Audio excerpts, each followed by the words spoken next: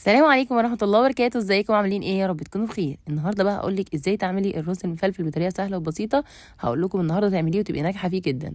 اول حاجه هتعمليه لما تعوزي تعملي الرز المفلفل، احنا ساعات بنعملوه باللحمه من غير ما نطيبها، بس لازم يكون العجل صغير كده، تبقى لحمه مش متغيبش في الطياب، بتبقى اللحمه العجل صغير. لكن لو عندك لحمه بقى يعني ما تعرفيش هي كبيره ولا صغيره، فممكن تسلقيها. فانا هنا جبت كده معلقه من السمنه وهبدا اسلق اللحمه، وهقول لكم ازاي تعملوا الرز المفلفل بكل سهوله. اول حاجه حطيت السمنه كده، وبعد ما السمنه ساحت بدأ حطيت ايه اللحمه. انا عايزه اللحمه تاخد صدمه كده، احطها تاخد صدمه كده واشوحها كويس جدا مع السمنه كده. ده بتديها طعم حلو جدا جدا جدا، مختلف جدا عن تشويح اللحمه من غير سمنه، بتديها طعم جميل جدا. هشوحها كده واحط عليها بقى البهارات بقى مع التشويح كده مع السمنه، بتبقى ريحتها رهيبه وطعمها رهيب. عايزه اقول لكم كده تبقى تشد الجيران بتوعك. هتحمري اللحمه كده، مش تحميري يعني، شوحيها يعني. خلاص، اول ما تتشوح كويس جدا ما يبقاش فيها اي لون من الالوان الحمراء اللي انتوا شايفينها دي، بتبداي تحطي عليها الميه. مهم قوي تشوحيها تشويح كويس جدا عشان ما يبقاش فيها اي نوع من انواع الدم. بص اهو، شوحها كويس جدا اهو.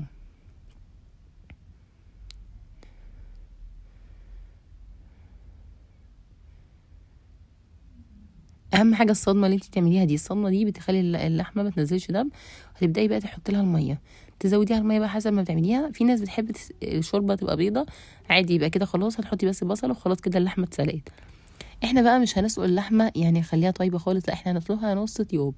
احنا هنبقى استفدنا ان احنا عندنا شوربه ممكن نستخدمها، نعمل ملوخيه، نعمل اي حاجه، وكمان هنعمل رز مفلفل جميل هيعجب كل اللي هيدوقه. حطيت كده بصليه اهي وبدات اشوحها كده بقى. إيه كده اللحمه بقى تغلي، حطيت ورق راولي وهحط حبهان، ماشي، وهسيبها تغلي. خلاص اهو، شوفوا بدات تغلي كده اهي. هسيبها بقى لحد ما تطيب كده، انا عايزاها تاخد نص طياب، مش عايزاها تطيب قوي، فخليها تغلي كده شويه. وبعد كده هقول لكم بقى هنعمل رز مفلفل ازاي. طبعا لو انت عايزه تحطي طماطم، بتبداي في الخطوه دي تحطي الطماطم، تحطيها عليها وتسيبيها تطيب بقى مع نفسها. انا بقى ما كانش عندي طماطم، فالصراحه جبت كده معلقتين من الصلصه. دي صلصه كنت عاملاها في البيت، بس ما كنتش حاطه عليها زيت يعني، فحطهم يعني عشان بحب الشوربه تبقى حمرا. ما كانش عندي طماطم، فقلت استغل كده ايه ان انا عندي صلصه، احط معلقتين من الصلصه كده، بحيث ان الشوربه تبقى لونها احمر، يعني احنا بنحبها لونها احمر.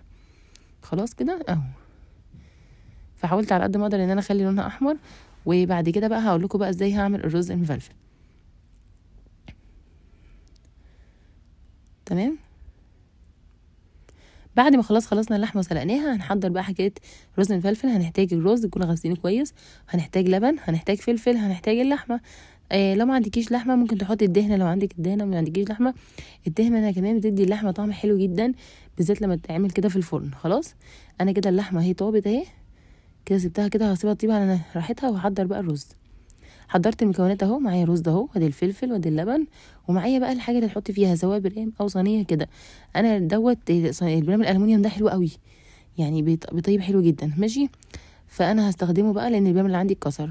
هحط هنا اللحمه اهي. بصوا انا استخدمت اللحمه اللي فيها دهنه، لان الدهنه بتدي الرز طعم حلو جدا.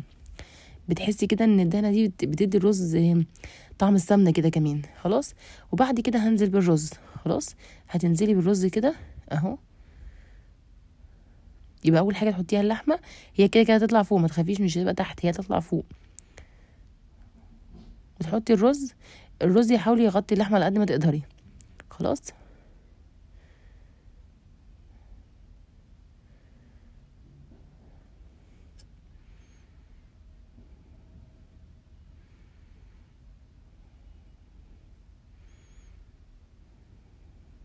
بعد ما تحطي الرز بقى، هتحطي الفلفل وتحطي اللبن، هتحطيها في الفرن بقى وتسيبيها تطيب كده. اللحمه طبعا اللي حاطينها دي نص طياب، يعني ما طابتش قوي. خلاص، هتطيب بقى مع الرز وهيبقى طعمها حلو جدا. هحط الفلفل، معلقه الفلفل دي، معلقه كبيره فلفل. حاولي تركزي ان الفلفل ما يبقاش عليه ملح، عشان لو عليه ملح ما تكتريش الملح بقى اللي انت هتحطيه في الاخر اهو. حطيت الفلفل، تمام. وهحط بقى الملح، معلقه كده من الملح حسب كل مقدار انت بتعمليه، كل واحد يبقى عارف عياره يعني. حطيت معلقه كده من الملح، انا عارفه ان هو هياخد المعلقه دي اهو، يعني معلقه وشويه. هبدا انزل بقى باللبن. اللبن بقى لازم يغطي الرز. حطيتي لبن على ميه لبن، بس المهم ان هو يغطي الرز. هجيب كمان شويه لبن،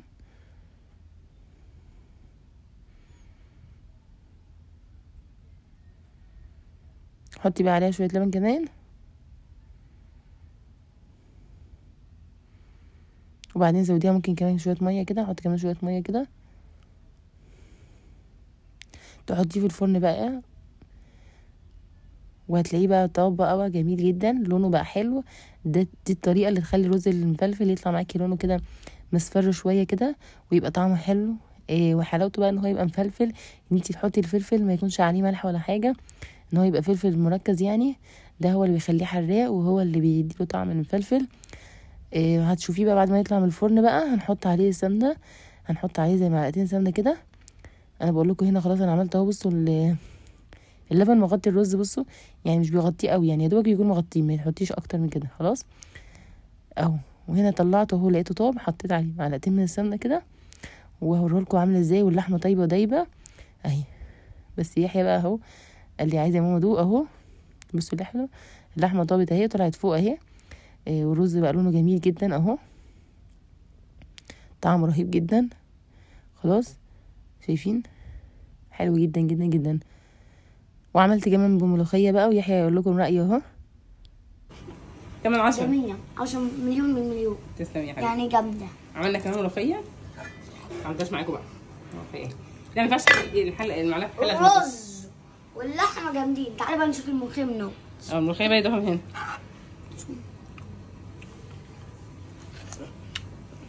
عظمة. تسلمي يا روحي، يلا نقول لهم سلام بقى.